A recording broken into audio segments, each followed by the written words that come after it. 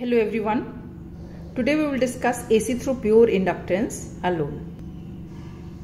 Let us consider the circuit which is shown in the figure A.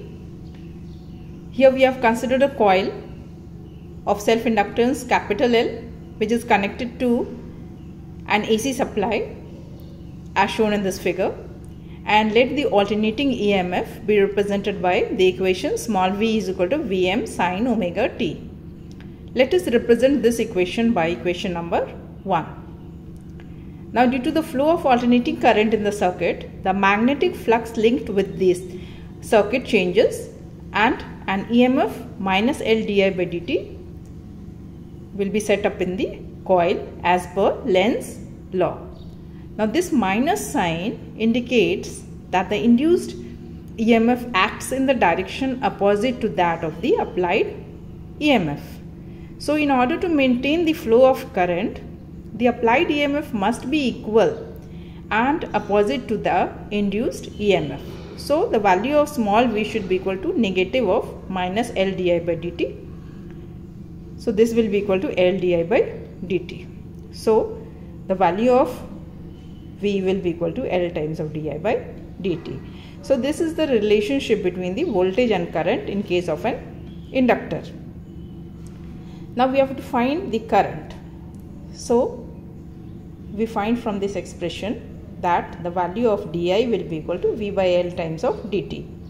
Now if we integrate both the sides of this equation, then we get I is equal to integral of Vm sin omega t by L into dt, which comes out to be Vm by omega L integral of sin omega t dt.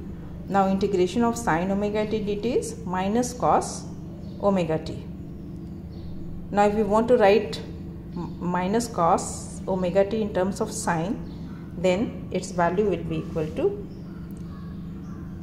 sin omega t minus pi by 2. So the equation for the current will be I is equal to Vm by omega t into sin omega t minus pi by 2. Let us represent this equation as equation number 2. Now Vm upon omega L is nothing but it is the maximum value of the current, which can be written as Im. So this equation can be written as small I is equal to Im into sin omega t minus pi by 2. Let us call this equation as equation number 3, where this Im is Vm upon omega into L. Now if we compare the equation number 1 and the equation number 3, let us see which is the equation number 1. The equation number 1 is V is equal to Vm sin omega t.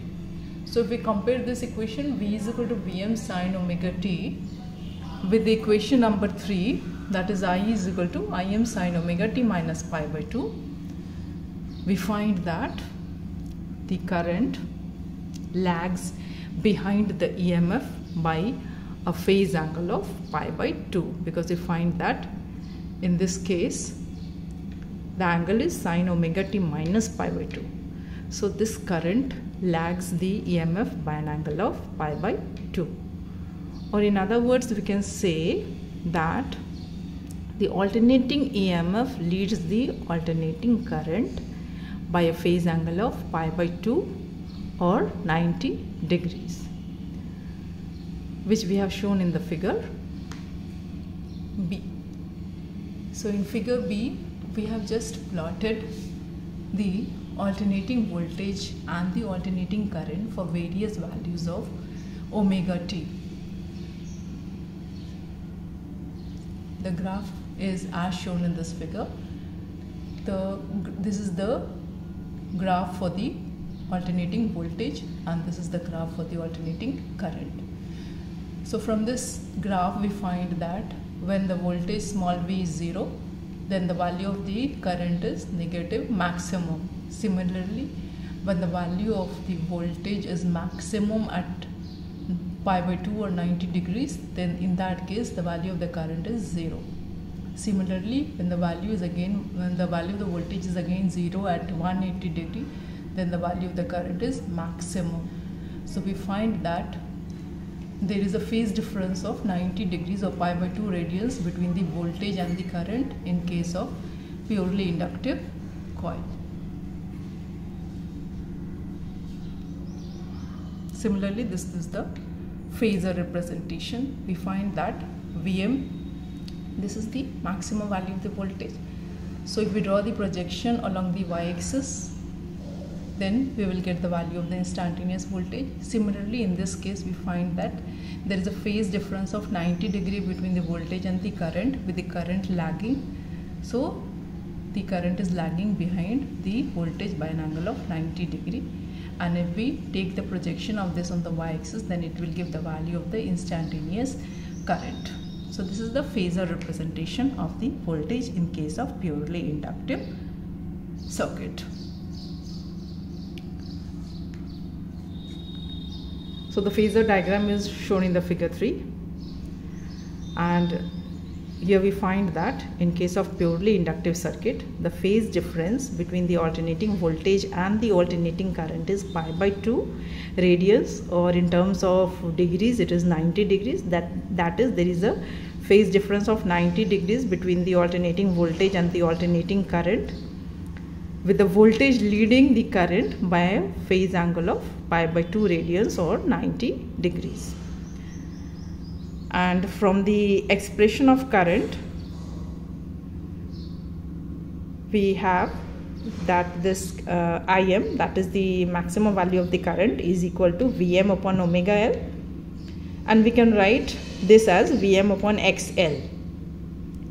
Here omega L plays the part of the resistance, because voltage upon resistance is current. So in this equation, omega L plays the part of the resistance.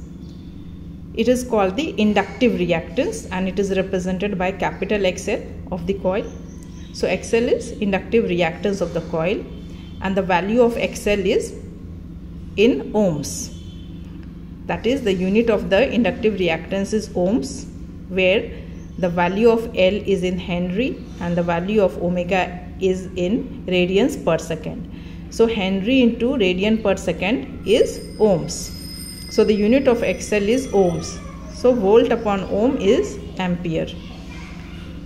Now, so we can write XL is equal to omega into L, and omega is 2 pi f. So this value comes out to be XL is equal to 2 pi f into L. So from this expression we find that the XL depends directly upon the frequency of the voltage. So if the value of frequency is higher, then the value of reactance will also be greater. Similarly, if the value of frequency is low, then the value of the reactance will be low. So this is known as the XL is known as the reactance, and since in this case this is the reactance is due to the inductor, so this is called inductive reactance, and the unit of XL is ohms. So we found in this lecture that in case of purely inductive circuit, if alternating voltage is supplied to the pure inductor, then in that case the alternating current lags behind the voltage by a phase angle of 90 degrees, or in other words we can say that in case of pure inductor, the alternating voltage leads the current by a phase angle of 90 degrees.